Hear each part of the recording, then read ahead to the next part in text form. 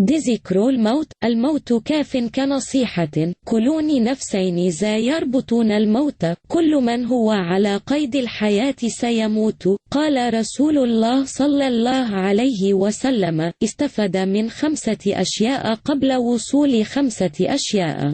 تاريخ الإمام أبو دنيا بسند حسن. وفي رواية أخرى: نعمة يضيعها كثير من الناس هي الصحة ووقت الفراغ. حديث تاريخ الإمام البخاري. حديث صحيح في التوصية بتذكر الموت.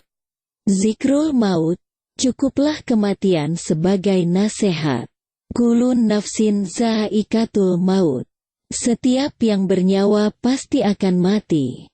Rasulullah Shallallahu Alaihi Wasallam bersabda, manfaatkanlah 5 perkara sebelum datangnya 5 perkara, masa mudamu sebelum masa tuamu, masa sehatmu sebelum datang masa sakitmu, masa kayamu sebelum datang masa kemiskinanmu, masa luangmu sebelum masa sibukmu, masa hidupmu sebelum datang masa kematianmu. Hadits riwayat Imam Abu Dunya dengan sanad hasan, dan dalam riwayat yang lain disebutkan, 2 nikmat yang disia-siakan oleh banyak orang ialah kesehatan dan waktu luang. Hadits riwayat Imam Bukhari, hadits sahih mengenai anjuran banyak mengingat kematian. Allah Ta'ala berfirman dalam Al-Quran, dan infakkanlah apa yang telah kami rizkikan kepada kalian, sebelum datang kematian kepada salah seorang di antara kalian. Lantas dia berkata, wahai Robku, kenapa engkau tidak tangguhkan kematianku barang sebentar, sehingga aku bisa bersedekah dan bisa menjadi orang solih? Dan Allah tidak akan pernah menangguhkan 1 jiwa pun jika telah datang ajalnya. Dan Allah Maha mengetahui apa yang kalian kerjakan. Quran Surat Al-Munafikun ayat 10-11. Hal yang paling menyakitkan bagi kebanyakan orang adalah kematian. Bila diceritakan tentang kematian seolah-olah berakhirlah segalanya. Musnah sudah semua yang sudah dirintis dan diusahakannya. Berakhir sudah episode kehidupannya. Berhenti kisah hidupnya. Tak ada lagi yang dapat dilakukan, hanya tinggal mengenang dirinya. Bagi seorang muslim kematian merupakan bagian dari episode kehidupan yang masih ada kelanjutannya. Tidak berhenti di pintu gerbang kematian saja. Kehidupan di dunia adalah ladang bagi kehidupan selanjutnya, di mana kehidupan tersebut adalah kekal abadi. Oleh karena itu bagi seorang muslim, kematian adalah pintu gerbang yang mengarahkan seseorang menuju keadaan di mana ia akan mendapat balasan atas segala perbuatannya. Balasan itu berujung pada 2 cabang, yaitu kebahagiaan yang abadi atau kesengsaraan yang tak berkesudahan. Setiap muslim diajarkan bahwa ada kehidupan setelah kematian. Dengan demikian setiap muslim diperintahkan untuk mempersiapkan diri mencari bekal sebanyak-banyaknya agar mudah dihisap nanti. Rasulullah Shallallahu Alaihi Wasallam bersabda, orang yang cerdas adalah orang yang mengendalikan diri dan bekerja untuk kehidupan setelah kematian. Hadits riwayat Imam Turmizi. Zikrul maut pada dasarnya melatih jiwa untuk terus mengenal dan merasa diawasi oleh Allah Ta'ala. Peristiwa kematian baginya bukan sesuatu yang menakutkan, bukan juga merupakan keberakhiran hidup seseorang tanpa mendapat balasan. Baginya peristiwa kematian merupakan pertemuan hamba dengan penciptanya. Agar ia dapat bertemu dengan penciptanya dalam kebahagiaan, maka ia perlu menyiapkan sebaik-baiknya bekal. Dengan persiapan inilah diharapkan kelak bila saatnya tiba ia akan menghadap Rabb-Nya dengan keridaan dari Rabb-Nya sehingga bahagia di sisi Allah selamanya. Keutamaan Zikrul Maut. 1. Zikrul Maut menghindarkan diri dari kampung tipu daya dan menggiatkan persiapan untuk kampung akhirat yang merupakan kehidupan abadi. Dalil hadits.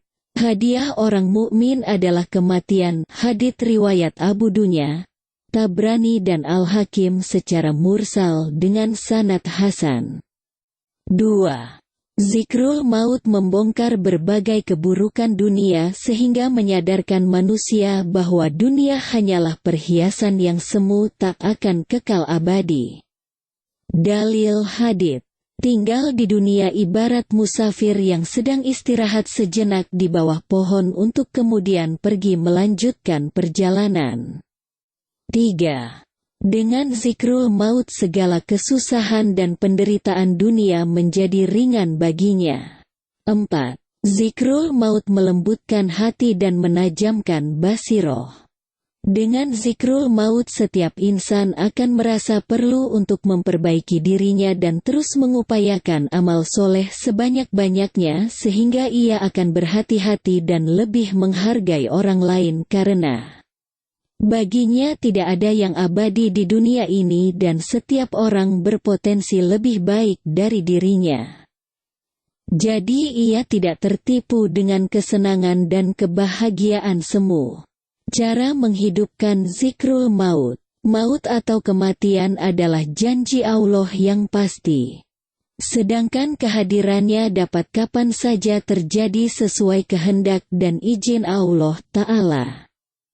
Oleh karena itu kita sebaiknya selalu mengingatkan diri pada kemungkinan bahwa setiap saat maut dapat hadir menemui kita tanpa kita menduganya sama sekali. Berharap umur panjang boleh-boleh saja.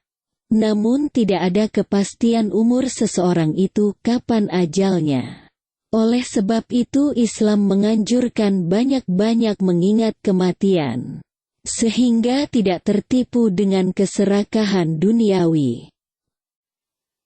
Untuk menghadapi maut yang akan datang kapan saja kepada kita, sebaiknya setiap kita menyiapkan diri.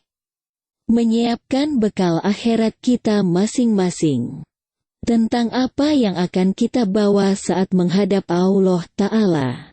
Apakah amal-amal kebaikan kita sudah banyak?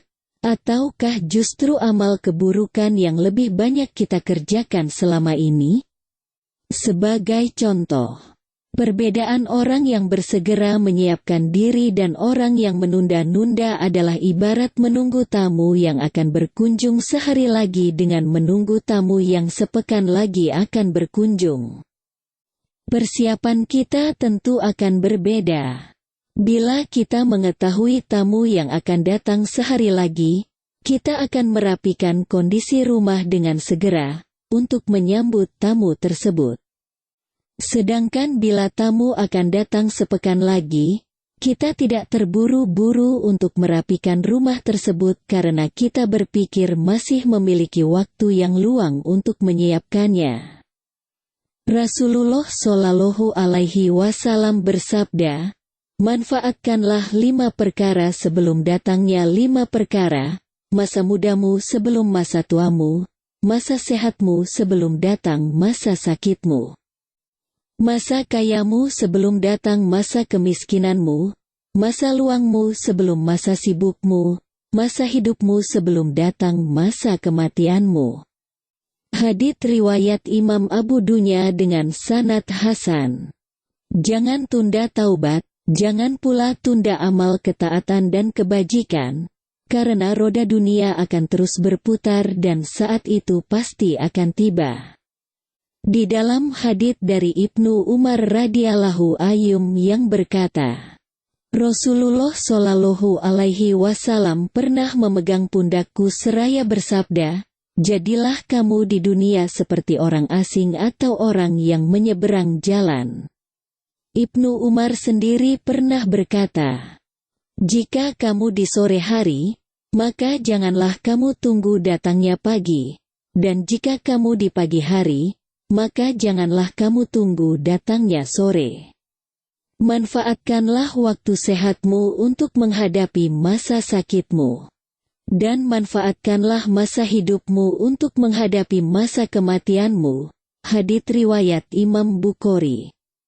Abu Hurairah radhiyallahu anhu juga meriwayatkan bahwa Rasulullah shallallahu alaihi wasallam bersabda, "Bersegeralah kalian melakukan amal kebaikan sebelum datang 7 perkara.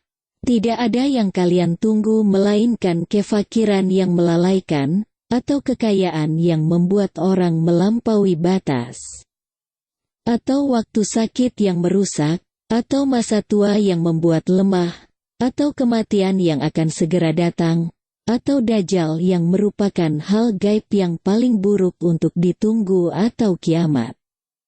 Dan kiamat itu sangat mengerikan dan sangat pahit." Hadits riwayat Imam Tirmidzi. Semoga dengan mengingat kematian hati kita menjadi lunak. Kesadaran kita senantiasa terjaga sehingga kita segera bangkit dari keterpurukan dosa dan segera beramal soleh sebelum semuanya terlambat. Dan jadilah kematian sebagai nasihat terbaik bagi manusia.